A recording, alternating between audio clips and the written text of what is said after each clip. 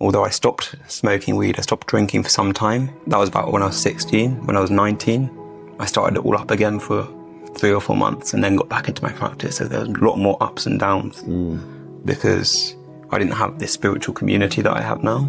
In a long-winded way, the spiritual path of friendship and relationships and back to yoga, which I'm starting to experience, has been life-changing for me, and that's what we're sharing.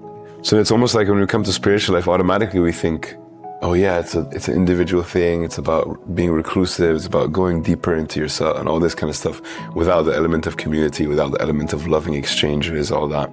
But ultimately, being alone is not the answer. We have to rely on others and to uplift us.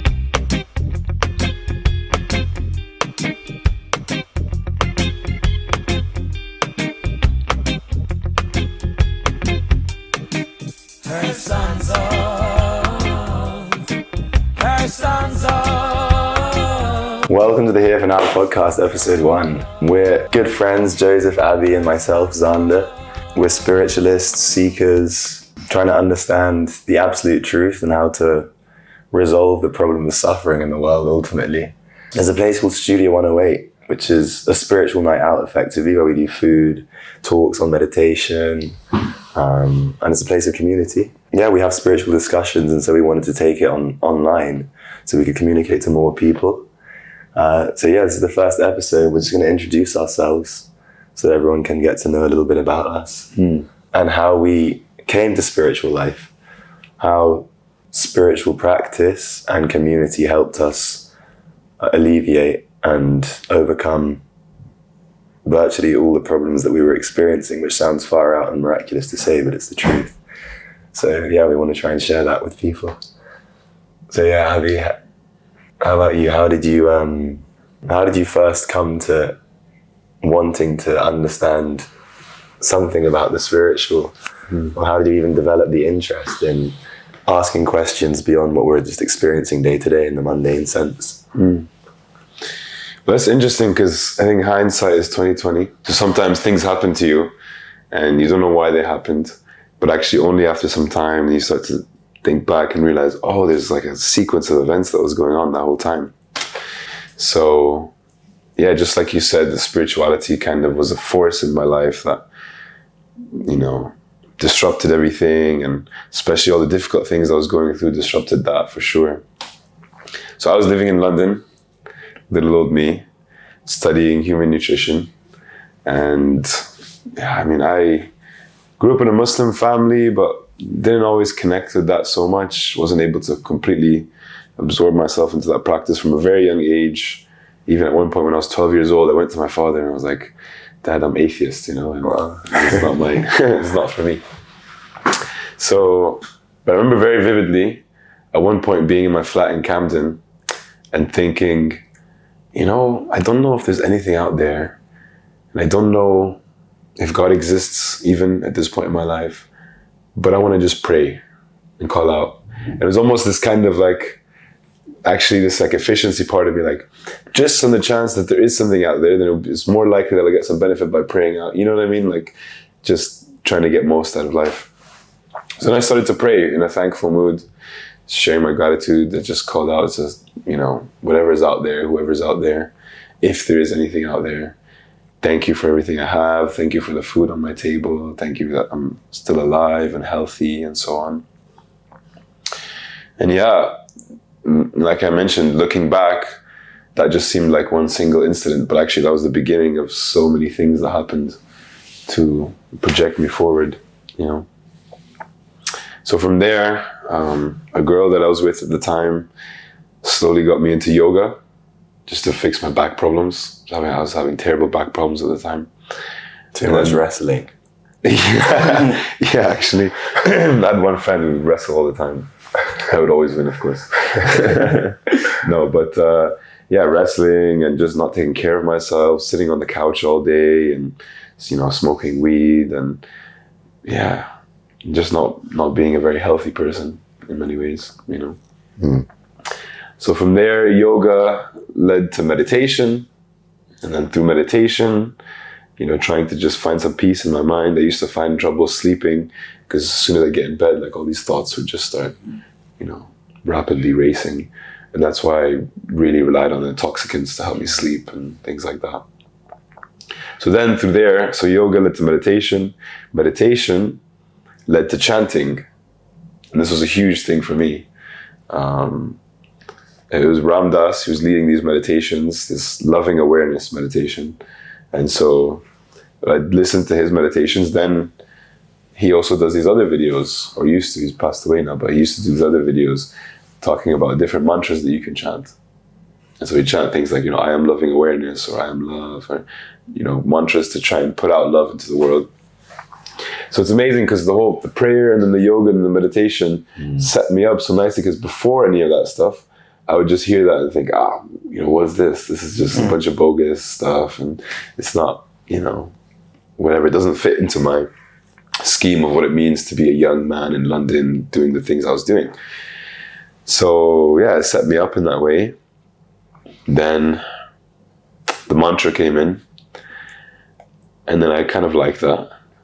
And then COVID hit, and then from COVID, you just had a bunch of time, and then I was already kind of into this thing, so I just got into it more and more and more. And then I remember I took my father's Islamic chanting beads. It was called the Sabha, which has 99 beads on it, and it's used for chanting these different Muslim mantras.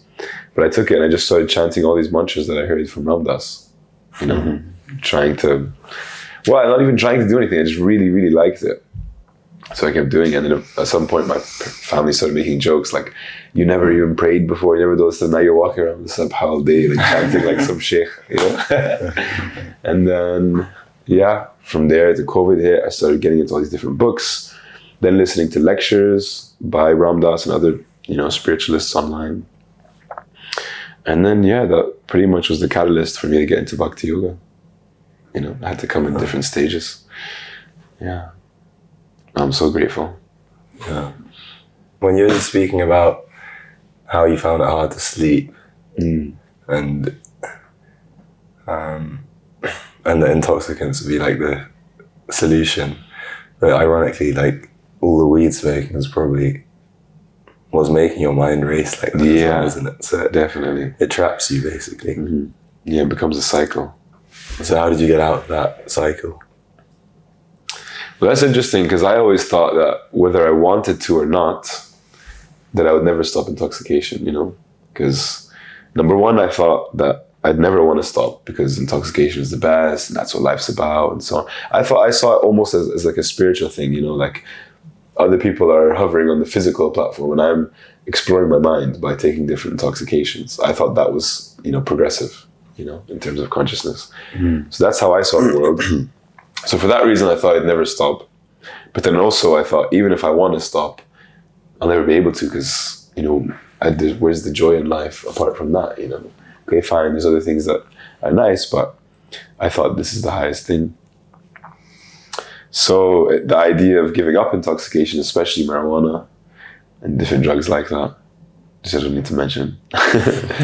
It just seemed impossible. It seemed so far-fetched. Why would I ever quit? But then through chanting, actually, certain mantras helped more than others in this regard. But through chanting, without any extraneous endeavor, without any external disruption, I just lost the taste for intoxication. Like I'd be sitting there with my friends, the usual crowd and the usual routine, start smoking or whatever other intoxication I was drinking or whatever. And then I just think, this is not as fun as it used to be. Something about it doesn't feel as nice. Or I would think, just an hour ago when I wasn't intoxicated, I felt actually better. I actually felt better, happier.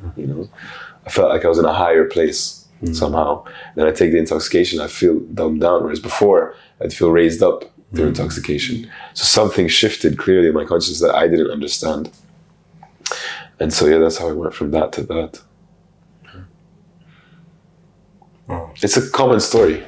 A lot of people go through that in that way, It's, in one sense, the only way, because even in AA and NA, Narcotics Anonymous, the 12-step program, they all preach about how you have to incorporate some kind of spiritual practice in order to give up some intoxication or addiction of any kind. That actually there's no way to intercept, your, addiction without a higher power, understanding that God exists in some way, all these different things, something higher than you. Now it gets a bit, strange when they say that, oh yeah, my higher power is my dog, or my higher power is like, actually, I heard these things from people that attend AA. But you have to kind of call out to something, otherwise it doesn't work. So that's my story. Got that out of the way. Yeah, no, I mean, it's important because I think a lot of people... Oh, sorry, what were you going to say? No, go for it. I was going to say, I think a lot of people, including myself, relate to that just because,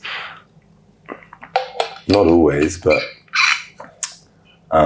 in order to come to a place where you want, in order to take up spiritual practice seriously, unless you're born into a family where it's present and so on, oftentimes you have to go against the grain sometimes, or you have to rebel against what's conventional, because we're taught that we can only find value in material gain and success. So if you start looking for it spiritually, then you're acting in a way that's unconventional, and oftentimes intoxicants seem like that way of rebelling initially, and they open up a whole new world of experience for you. It's like, it seems like a common first stage, but then you can get trapped there. Oh yeah. So you have to find, and you're not ultimately happy, so you have to find something even higher than that. Which you found through the ancient science of mantra, which is just as valid, if not more valid than the kind of empirical Western science that we trust so implicitly nowadays. Yeah, in one sense, it's like people are constantly, because you can never be satisfied for so long. As soon as you find something really, really good, eventually it becomes boring. So whether it's intoxication of food or some kind of experience in life or some kind of newfound passion, the more you do it, the more you need something more. So intelligent people, they eventually think, okay, I can see what's going on. I keep wanting more. And then if they're not just intelligent, but if they're lucky, then eventually more becomes spirituality. Okay, that's the next thing. Nothing else is more than what I'm doing. I've already tried everything, so what else can I find in this world? So spirituality is like the thing which is like, okay, I'm searching for more. I need something really higher in order to satisfy myself. Otherwise, I'll just be unsatisfied. I also resonate with that in many ways. When I was growing up, I grew up in a Jewish family, and my mum was quite religious, following a lot of principles, but always seemed quite rigid, and so it didn't seem very spiritual in essence. It just seemed like following the protocol. And my dad was an atheist, so I had this religious mum and atheist dad, and I was caught in the middle of, is science the way? Because my dad was quite scientific, or is spirituality the way? And so from a young age, I started to question these things, and I couldn't find the answers in school. I couldn't find them from my parents because, like I said, my mum, although she believed in God, she never really could answer my questions of what's the purpose of life, why am I here, what happens after death. It was all just do this at a certain time, do this festival for this reason, but there wasn't really deeper meaning to it. And so, like you, Abhi, I also got into intoxication. And at what age, if you don't mind me asking? What age? 5. I had my first joint when I was probably about 12 or 13. But I didn't do it consistently from that age. But yeah, that happened. That's similar to you. Yeah, I had my first, I remember the first joint I ever smoked with one of my friends in Egypt. And it was in receipt paper. We found some marijuana in his stepdad's closet, and we just couldn't believe it. Marijuana was this thing you see in movies, and you see like the Seth Rogen movies and everything like that. You see Snoop Dogg, and it's it's so cool. One day I'm gonna do that. It was so glorified. And then one day he finds marijuana, just looking for something, and he finds like a bunch of marijuana in his stepdad's closet, and we were just going crazy. And we have to do this right now. So we just found some receipt paper and rolled it in receipt paper and tried to. It didn't work really well. But anyway, please carry on. Yeah, so I think that, like yourself, I thought that was the way forward. I thought that by being high every day, trying to be creative, trying to think differently from the crowd, that made me more elevated. But eventually I realised that there was a high and a low, high and a low, high and a low. And so I was searching out a happiness that wasn't as fleeting as that was more sustainable. Eventually I just got to a breaking point where my sister caught me having a joint and I just broke down to her, like almost crying and just saying to her, I'm really not happy in life. I have a lot of friends, but I feel lonely actually. I don't feel that I can be myself around them. And so I'm out here smoking weed by myself most days, just trying to get through the day. And she said to me, I have a friend of mine called Taya, and she had a lot of problems when she was in school as well. She was anorexic, she had depression and things like this. But she started meditating, started getting into spirituality, doing yoga, and she's one of the most confident people I know. I want you to meet her. Wow. And I met her. She got me a vegetarian meal. We watched a film and then she spoke to me. She was very empathetic and consoled me, and she invited me to a meditation group, and that started my spiritual life. Wow, I never heard that story before. You never told me that. Yeah. That's really amazing. Okay, so what happened from there? From there, I just got addicted to spiritual life. Sounds like an AA session. Which was good and bad, because I was addicted in a way where I now realised that I wasn't this body or mind, or was beginning to realise that. And that took away a lot of anxiety. And it did start to bring a happiness that was more sustainable. My habits started to improve. I stopped smoking, stopped drinking, and I became more regulated, and so I was much happier. But I think I neglected some duties in worldly life. At the time I was doing my A-levels, and I was just like, no, this is for those who are conditioned. This is for those who are in the matrix. I'm in the real life here. Meditation, But what I'm understanding now is that true spirituality is doing your duty in the world and adding spirituality and synchronizing that with what you're actually doing in the world. And so I found more peace, more calm, but it took me a good amount of time to realize how to synchronize my worldly life with my spiritual life, and how to have love and joy in that and friendship in that, rather than it's just being a solo mission. And so that's what I'm finding now with you, Xander and Abhi. So that's my story in short. So what did spiritual life look for you at first? Like, what did that mean to have a spiritual practice? I started meditating like 10 minutes in the morning, 10 minutes in the evening, and it would be letting go meditation or focusing on your senses. And then I started doing mantra meditation with that. I started reading spiritual books, spiritual texts. It was from the point of view that we're all one in a way, and that the self is absolute. And so there's this concept in some spiritual circles, and it helped me, and all three of us know that we follow a different philosophy now, which is that we are servants of a higher power, and in that way we can have deeper relationships, in that way we can love and be loved. It reminds me of a story in one of our books. Do you want me to tell it? Yeah, please.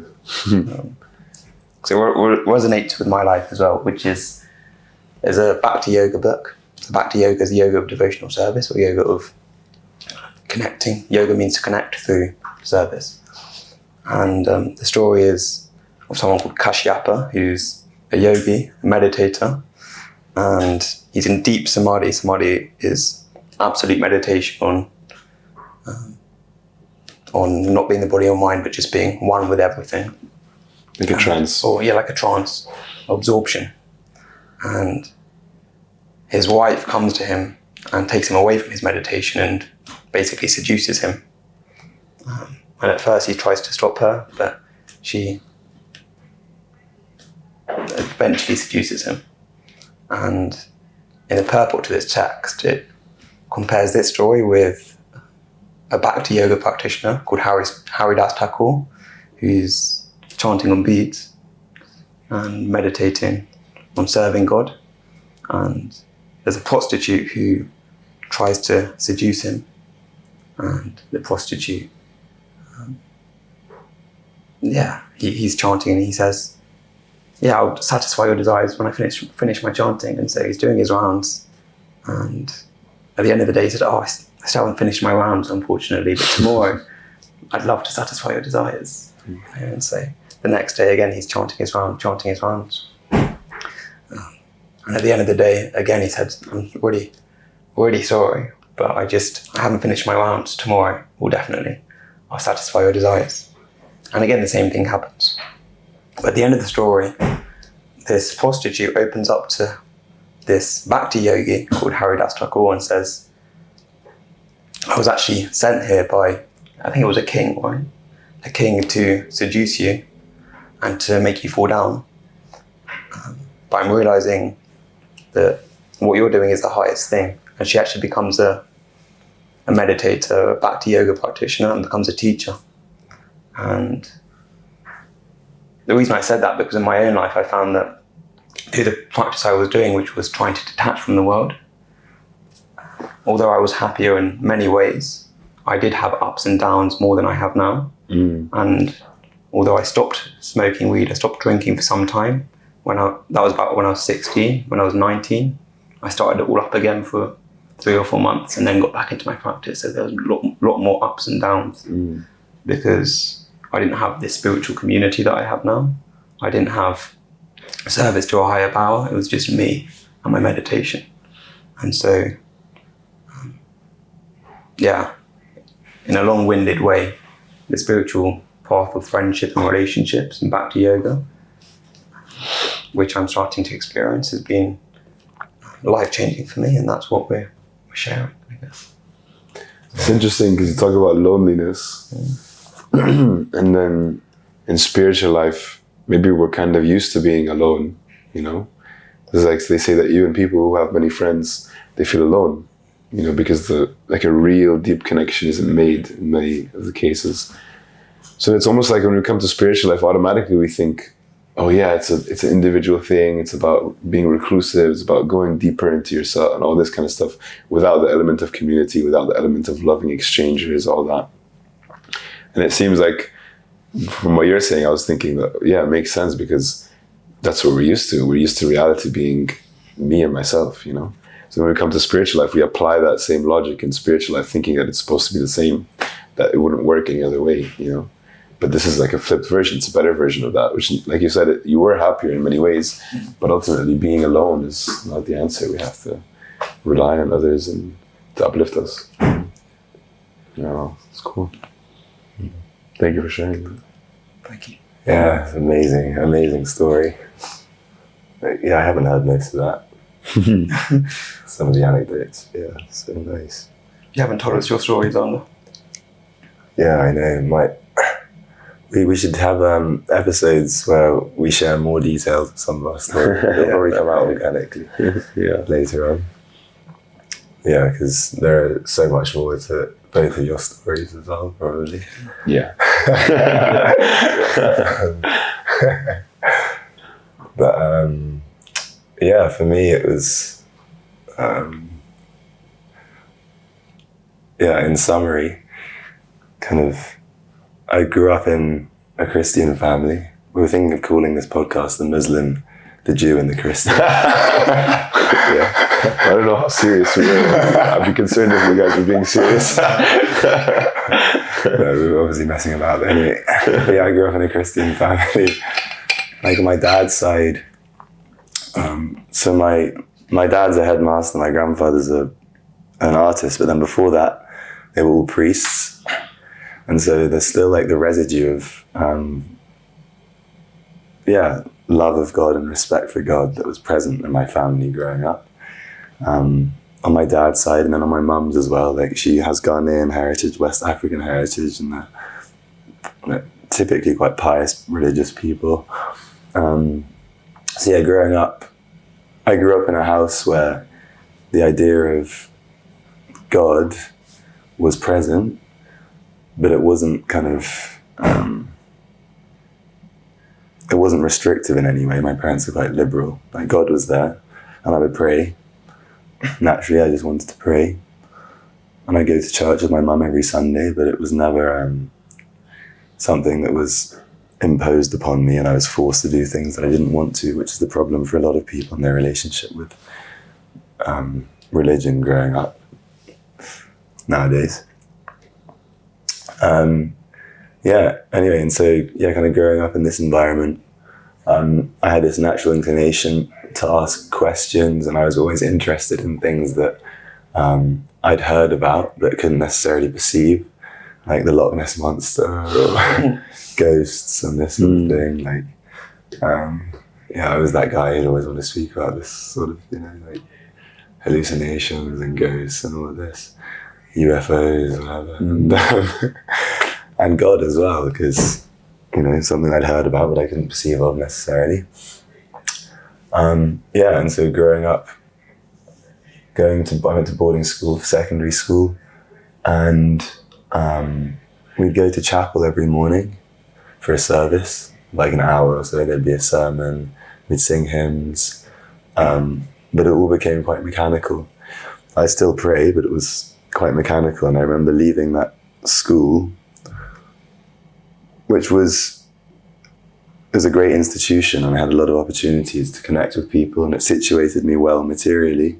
Like my prospects were good leaving if I wanted to go into certain jobs and so on, like through connections. But then it was also quite a restrictive and suffocating environment, like a lot of competition, a lot of judgment, subtly, and not so much happiness, which I think is probably quite commonplace at a lot of schools growing up, just being an adolescent. But yeah, I still had this remember to switch off your mobile phones. No, something in Okay. Joseph's so organised that he has alarms for lunch and sort of things anyway. Leaving secondary school and that sort of environment, which I felt was a little restrictive. I'd never, when I was 18, unlike you guys, I'd never smoked a joint or done a lot of things. But when I left secondary school, I went on my gap year, and I wanted to experiment a bit, and so I smoked my first joint, did other things. I experimented with other things. I had experiences that I hadn't been able to have basically until that point. Because you were at a strict school. Yeah, and because my nature, I'm quite sensitive by nature, and the environment we were in was not so accommodating for very sensitive people. So the ability for me to express myself or feel like I could wasn't so much there. I was very shy, and everyone liked me, but I just didn't want to offend anyone, so I was just quite passive in many ways. I mean, I had my friends, but when I left, I thought, okay, now I can express myself and I can explore and I can... as I was doing that, I did that more in terms of exploring what,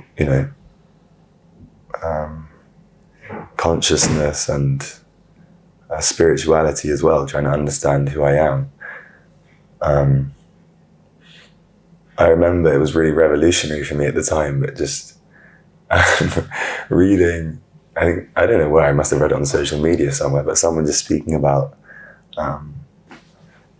the art of just being. I thought this was really revolutionary for me at the time, just being, because another thing I was very concerned with after going to that school was identity, like who I actually am, because I felt so disconnected to most people around me that I thought, is there something wrong with me? Is this how you're meant to act in the world? Dog eat dog, be dominant, all of this. Is this how you're meant to be? Like, is there a problem with me? I had a feeling that everyone else was acting inauthentically, and so I wanted to know what authenticity is as well, but I didn't know what that looked like. So when I read this, like, just being is the most authentic expression of yourself, I thought, yeah, that sounds like it makes sense. You don't have to think too much, just express yourself naturally. And so through meditation, I started doing meditations, trying to go beyond my mind and body and experience that state of pure consciousness and being that I'd heard about. So every day, similar to Joseph, I do like 10 minutes meditation using Headspace app. And yeah, when I went to university, I had this fascination with psychedelia as well, because I'd heard that you can experience a state of consciousness closer to absolute truth than anything you can experience in mundane reality. And like I say, I had this fascination with knowing what's the most authentic version of myself, what's the highest reality. I wore a crucifix around my neck as well at the time, and I'd say I wear it because it's a representation of my relationship with God. I don't know who God is, but I think that God exists either as an energy or as a person, and I want to and that was like a representation of that at the time. And anyway, so I had this kind of desire and inclination to understand all these things. And finally, somehow or other, in my final year of university, I got my hands on some tabs of LSD. And I went and sat in this park called Williston Park, which is where they filmed Batman Begins, actually, if you guys are interested. There's a big manor there, and they used it as I don't know the name of the estate in the movie, but anyway, there's this big estate where Batman lives, and it's there. Anyway, so I remember I got these tabs, and I picked them up from a dealer, and I said to the dealer, I've never taken this before, like, do you have any advice for me? It's the right person to ask. And actually, he said, well, let me just phone my boss. So he was actually the right person. Yeah. And he phoned his boss, and his boss was like, these are very strong. Like, take half a tab maximum. So anyway, I went to this park, right? And I mean, I was naive and young, and all my friends, they took half. I remember messaging my friend who'd recommended the specific acid to me, and said, how much do I need to take to get visuals? Because I want to perceive something beyond what I'm currently perceiving. And he was like, at least one. So effectively, I just sat there and I took a whole tab that was incredibly powerful. And there's so many details of the story that I'm missing out. But anyway, after this experience,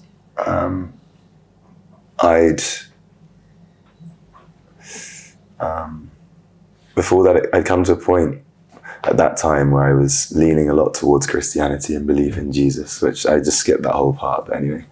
But after this experience, I was in a state of consciousness where I was questioning everything, absolutely everything in terms of my identity, and anything binary I was questioning, like in terms of gender, sexuality, all of these things I was questioning. And obviously religion as well as a part of that.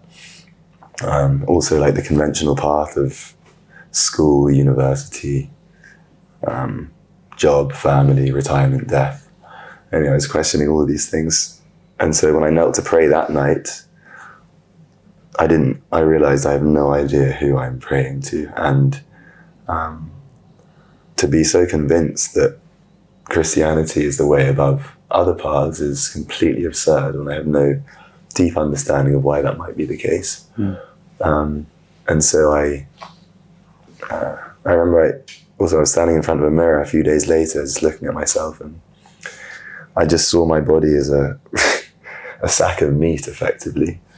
Like, saw it very mechanically, kind of. And I was asking questions like, what is the point? What's the point of all this? Why do I have this body? I was very detached from my body at that time, and I remember I used to listen to Ram Dass a lot and Alan Watts, and I kind of fell back on listening to them religiously every night for hours. I meditated more intensively. And in one of the Alan Watts lectures I listened to, he said, he actually kind of flipped the perspective on what I was seeing in terms of my body, seeing it as like a mechanical sack of meat, robotic thing. He was saying, he was just saying what a miracle it is that without thinking we breathe, without thinking our hearts are beating, blood's pumping, all of this is just happening, he would say. And I realized, okay, there's something in control beyond the mind and beyond the mechanical function. There's something that's causing this to happen as well. Who is that? What is that? And anyway, eventually, to make the story short, I left university, spent a couple of years in the wilderness, you could say. I was working a little bit, doing modeling and part-time shifts, waitering, etc. But apart from that, I was hanging out with friends who were also philosophically inclined, trying to understand the meaning of things, the meaning of what we're doing here, and ultimate truth. And I went to India because I was completely incompatible with the environment here in London, which is where I was.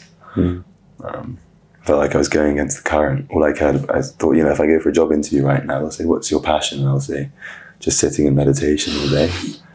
And so I thought I'd go somewhere where the external was more compatible with my internal mood. Did India confuse you more or make things more clear? There's two results that can happen. Yeah, for me it made things more clear, actually. Because when I was there, I remember I was sitting in this cabin on this mountainside in Himachal Pradesh, which is in this valley called Parvati Valley, which is so beautiful. I recommend it to everybody going for some time. There's, I just had a realization that it's like separated material life in London versus spiritual life in places like India, in my mind. I had gone to India to experience the spiritual life where I could become immersed and absorbed. But I realized that they're not two parallel paths, actually. It was one wide path that I've been walking, that all the experience I'd had at school and growing up here had obviously taken me to that point of being in India. And given me the opportunity to experience what I did when I was there, which was, like I say, it was not confusing. It was enlightening for me. Because I was in, the one place on earth where there's such a vast, expansive land where where the mainstream culture is spiritual culture, basically. And so to see that as a possibility was so reassuring for me. It gave me some more confidence, actually, to commit to going deeper into spiritual practice when I got back from traveling there. And without going into details, I experienced meetings with certain people and mystical things that led me, when I got back to London, to the point of finding a spiritual community where I was happy and where, because even when I was in India, I was by myself, seeking. And so I got back and I continued meditating in isolation in my room, in my basement flat in Kennington, and I'd go out into the world to uni and then come back and continue like that. But I reached the point in meditating and listening to lectures where I was just thinking, okay, it feels like I get the general gist of what people are saying. I'm the soul, I'm something beyond the mind and body. The importance of understanding that kind of presence, as a lot of those people speak about, was one of the keys to finding happiness. Anyway, but I had an understanding intellectually, but I wanted to live a spiritual life actively, and I wasn't doing that, so I wanted to find a community or somewhere where I could live an active spiritual life. And one day at my university, there was a speaker, a Swami, and he came, he spoke about a practice that was not sectarian. Like, as we speak about Bhakti yoga, and Bhakti, like you were saying, just means love, loving devotion, devotional service. It doesn't take into consideration what religion anyone is practicing externally necessarily, but it's a principle and it's a way of living and being. And yeah, he spoke about this yoga practice and community, which is non-sectarian, which made perfect sense to me. And it was non-judgmental, and it's not sentimental either. That you can practice these mantras and these meditations and this way of being, and you can experience X result practically. Like, you get the theory, you get the method, and then you get the result. And like any like any science test, if you get the result, then you can then the theory is true as well. That made sense to me. He also spoke about urgency, because I wanted to go deeper into spiritual life, but I was at uni and didn't know what to do with myself. I think a lot of people experience that, where you know what's important to you in your heart, but you don't necessarily have the courage to go out and get it because everyone else is doing something a bit different. But yeah, he spoke about Steve Jobs, who every day would wake up and ask himself, okay, if today was the last day that I was alive, would I do what I'm setting out to do today? And if not, then he would have to reassess. And he was quoting the Bhagavad Gita, which I was reading at the time. And he was speaking about how, same way the Gita set on a battlefield, this life is a battlefield. Death could come at any moment from any direction, but we seem to live completely blissfully unaware of that fact, and in such a way which is ignorant of that. So he was maybe not so blissfully unaware. Not blissfully, But ignorance is bliss as well. But he basically was just instilling like a sense of urgency in me. And so the next week I sought out a place where I could go and experience some spiritual community. And that place was at Studio 108. And I experienced something there that night that was like the climax and pinnacle of many small experiences I'd had on my path, where I couldn't deny, they were mystical, like miracles, and I couldn't deny the hand of something or someone beyond my conception, like God's hand, divinity, whatever name you use for God. So yeah, it gave me a lot of faith to go deeper, and yeah, I'm practicing bhakti, and it's the most miraculous and blissful thing. So, but sorry, I want to be more specific with the details of the story, but I can't because it would literally take 7 hours, and that took so long. I was thinking, I'm glad you went last because I would no way have been able to follow that. So beautifully explained. When we met, or we didn't, we met a couple of years ago, me and Abhi. But I remember we went just one night. We were walking together. And we went to this bus stop around Holborn, central London, and you told your story and I told mine. Mm-hmm. And we talked about a lot of stuff also, didn't we? Yeah, we talked about a lot of stuff. Yeah. It's just I was supposed to walk him to the bus stop, and because I'd see him at the studio sometimes. I had already been going there for a while, and I always thought I should get to know this person, but for whatever reason, it didn't happen so much. And you were really close with one of my best friends. So I thought, okay, I'll just walk him to the bus stop. And so I walked him to the bus stop, and we ended up standing outside the bus stop, and probably 16 of his buses had come and gone. And we were just talking. It must have been an hour and a half. We just stood outside the bus stop talking. And then it was like, okay, I know this person now. We're friends now. Well, we were speaking about these things, but in more detail, basically. Yeah. all the nooks and crannies. Yeah, there's so many synchronicities that come up, and especially in the beginning of the spiritual path. That was one thing I noticed at the beginning when I'd ask people. I'd meet people that had been practicing for a long time, bhakti yoga, or even other spiritual traditions. But I'd always noticed that the catalyst was always like some crazy synchronicity, some crazy thing that, you know, they were at a crossroads and they saw the perfect thing at the perfect time, and it was completely related to what they were experiencing in life.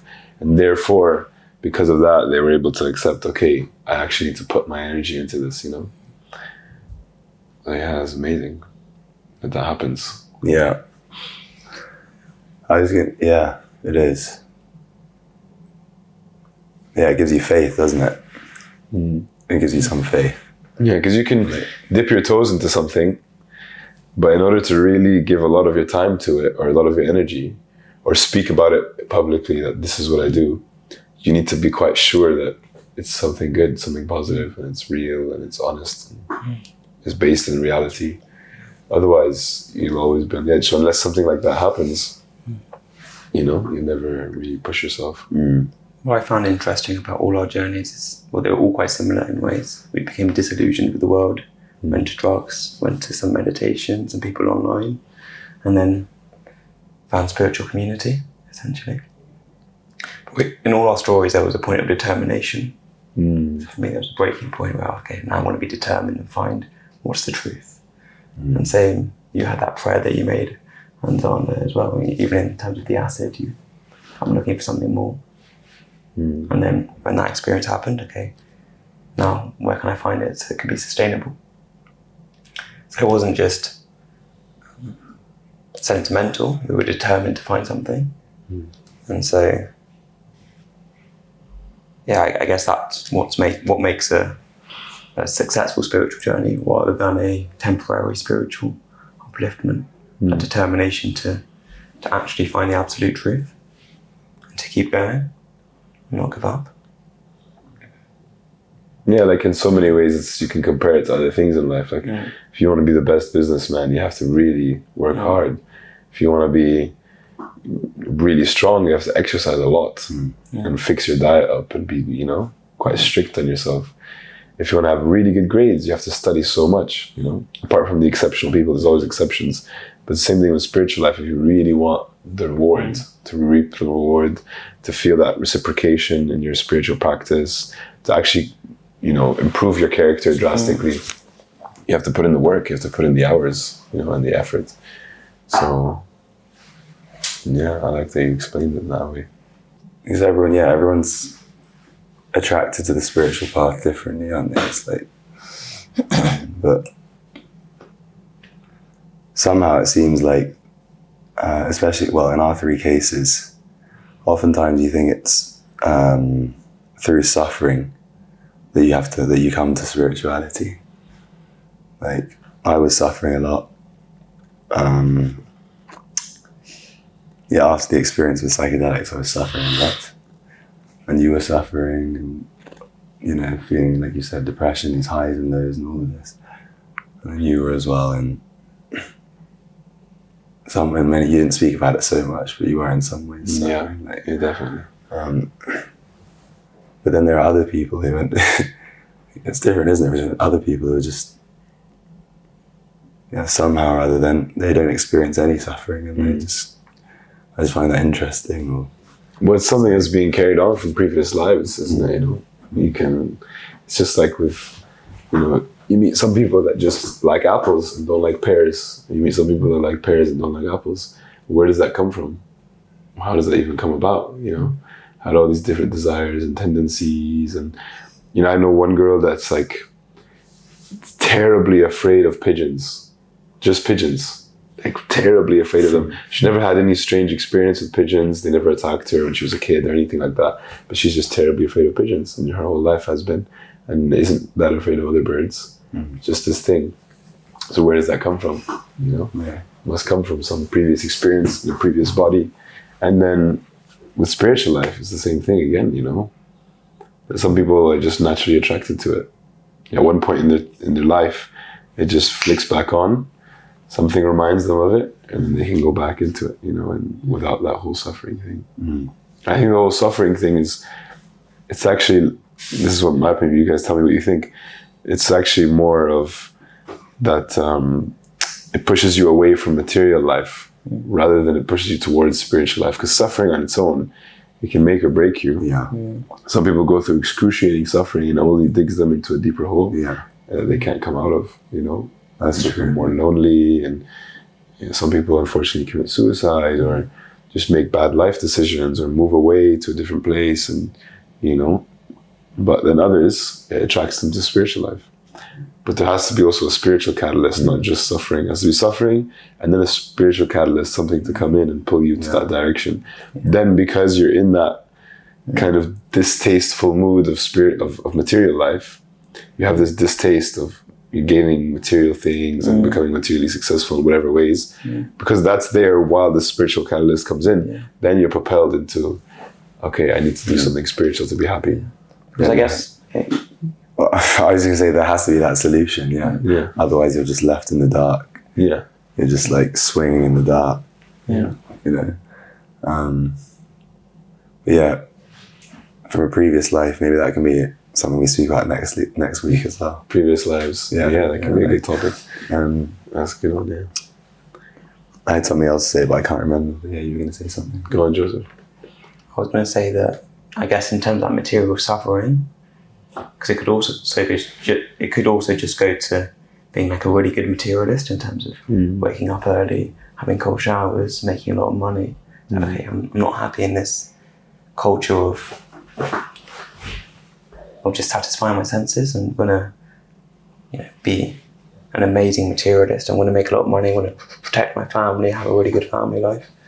In some ways, I went in that direction myself as well. In terms of, let's make my own business. Let's be really regulated. Let's, make a lot of money, essentially. And so I went from a lower level, maybe the mode of ignorance of just doing drugs, just being with ignorant people, to, okay, I want to be with people who are go-getters, who are going to do something in life. And so, talk about modes of nature, ignorance, passion, and goodness. I kind of went up gradually. Then eventually it's like, even that level of, you know, getting things and protecting your family, being a positive nature in the world, in your own mind, is limited, because even if you have a company where you want to help people, you don't know who you're helping because you don't know who you are. You don't know who they are. You're just helping their bodies and minds. And so you're just helping at this sort of superficial level. Whereas if you can go deeper into spirituality, that level of goodness and beyond that, then you can actually help the full person. I can help the body, mind and soul of this person because I know who they are, because I know who I am, because I've done the experiment. And so I think that there's a distinction between, like you're saying, between this material suffering, being disillusioned with the material world, and then actually going into the spiritual world. And so, what distinguishes the two? How does one go into that spiritual path instead of just this path of passion, do you think? What do you guys think? I think someone has to come in and pull you out of it. You know, somebody who's walked the path. Say if you're tied with ropes, someone else who's tied with ropes can't help you.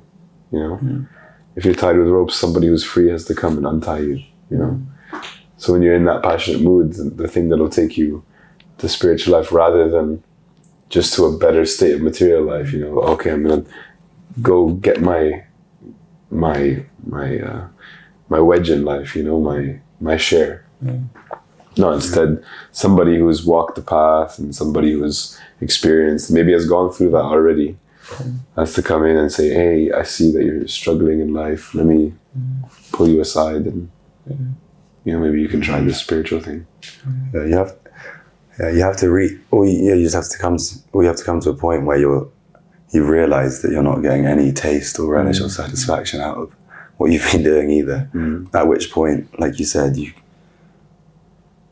it can go, well, a couple of directions really. One is very devastating and depressive and if you don't have a solution, then the other path, like you said, is if someone comes to help and you're willing to actually listen to them, then maybe you have a chance to make some progress. But yeah, it's like we were just saying this morning, like in the age of 27 is like the most common age for people to commit suicide. It's like they've gone through the whole rigmarole of school, uni, and then leaving, getting a job, and you've gone through the motions really. But maybe you're realizing that actually, and maybe you've got, you've got married, or maybe you're just realizing, oh, this ultimate, is this all there is to it? Like, and then that can be like quite a depressing realization for other people. It's like you become comfortable in your career around 27, maybe, for most people, and then it's like the chase is done. Yeah. What's next? Yeah, the chase is done. Yeah. There's no more distractions. Now I actually have to think about, is this satisfying me? Am I happy here? Maybe you accomplish a few of the goals that you had set out, and you're still kind of in this similar state of consciousness. Yeah. So there has to be, if you're in that position, there has to be, like you said, something higher and someone who's capable of untangling you. Because we spoke also a lot about, like the soul, something beyond the mind and body, but for a lot of people that's, you can say, how can you know that the soul exists? How do you know that there's something beyond the mind and body? Everybody always asks that. How do you know like that? But those people who are qualified to untangle you, they're people who actually know. And kind of by osmosis, being around them. Anyway, this is a whole other topic, and I think we've been speaking for quite a long time. Have we? Yeah, it's 2:30 Okay. Time for lunch. Yeah. So, thank you guys. I think the All-Star Award of speaking about their story goes to Xander. For speaking way too long. Please forgive me. No, it was amazing. I was quite inspired that you were able to remember so many details. Like, I really need to find ways to improve my memory and bring more stuff back. But that was nice. And please bear with us. This is the first episode. Hopefully we'll just improve and improve more and more. And that was great. Yeah. Thank you guys. Remember to hear for now.